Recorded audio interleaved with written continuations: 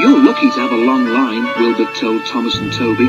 "Mine is only 1.5 miles long, with a station at Norchard and another at Lydney. The scenery is super though, and my driver says it's better up the valley. Our volunteers are going to open that bit too. They work hard, but it takes a long time." One of Wilbert's first jobs was at the lead mine. "Don't pass the danger notice," Thomas warned. "I fell down a mine once." Wilbert smiled.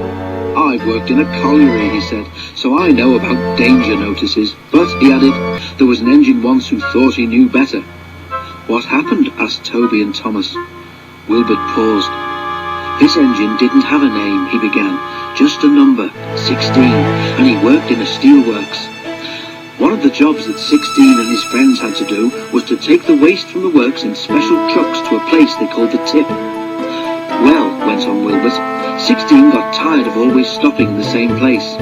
He tried to go further, but his driver always prevented him. The other engines tried to stop him too.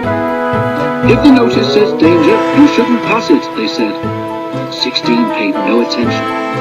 'Don't be stupid,' his driver said. 'We mustn't pass the notice, or goodness knows where we shall end up.' But 16 wanted to know. 'Pooh,' he scoffed, 'I can take care of myself.' One wet day, 16's chance came. The rails were slippery, and when his driver tried to stop, he couldn't. You see, 16 had asked the trucks which were in front of him to carry on past the warning sign. They did just that, and their momentum pulled 16 with them.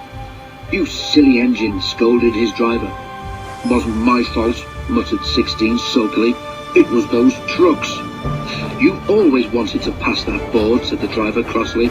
'I believe you asked them to drag us on purpose.' A foreman ran towards them. 'What are you doing there, driver?' he shouted. 'It's not safe.' 'The trucks dragged us,' explained the driver. 'Well, come to the office with me, and you, fireman, get your engine back on firm ground before it's too late,' ordered the foreman. But it was already too late.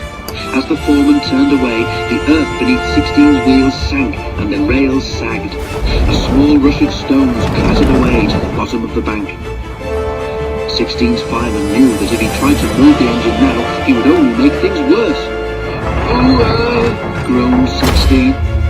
Beneath his weight, the rails sagged even more. Suddenly, they fell away completely. As the fireman leapt for safety, 16 overbalanced. The coupling between him and the trucks broke, and he rolled cab over wheels down the bank.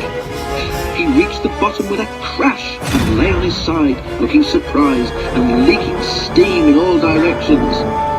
"Help!" he gasped weakly.